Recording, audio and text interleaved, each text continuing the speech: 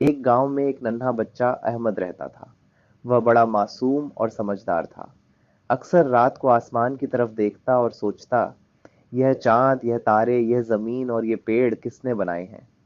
एक दिन वह अपनी माँ के पास गया और बोला, अम्मी, अल्लाह ने हमें क्यों बनाया है। अम्मी मुस्कुराई और बोली, बेटा, अल्लाह ने हमें सिर्फ अपनी इबादत के लिए बनाया है।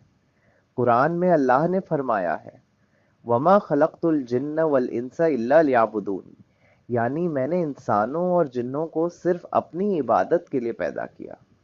अहमद ने हैरानी से पूछा, अम्मी, इबादत का सबसे बड़ा काम कौन सा है। अम्मी ने नरमी से कहा, बेटा, सबसे बड़ी इबादत है नमाज। नमाज हमें अल्लाह के करीब कर देती है। जैसे तुम अपने अब्बू से बातें करते हो, वैसे ही नमाज में हम अल्लाह से बातें करते हैं। अहमद का अनुभव। अहमद ने पहली बार वुजू किया और माँ के साथ नमाज में खड़ा हुआ। जैसे ही उसने कहा, अल्लाहू अकबर, दिल को गजब का सुकून मिला।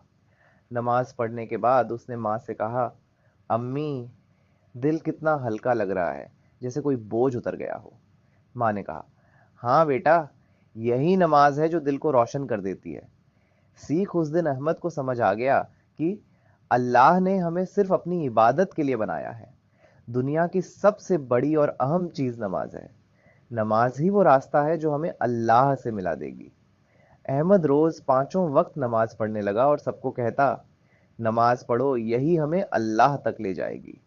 पैगाम: बच्चों, अल्लाह ने हमें सिर्फ अपनी इबादत के लिए बनाया है और सारी इबादतों में सबसे बड़ी इबादत नमाज है।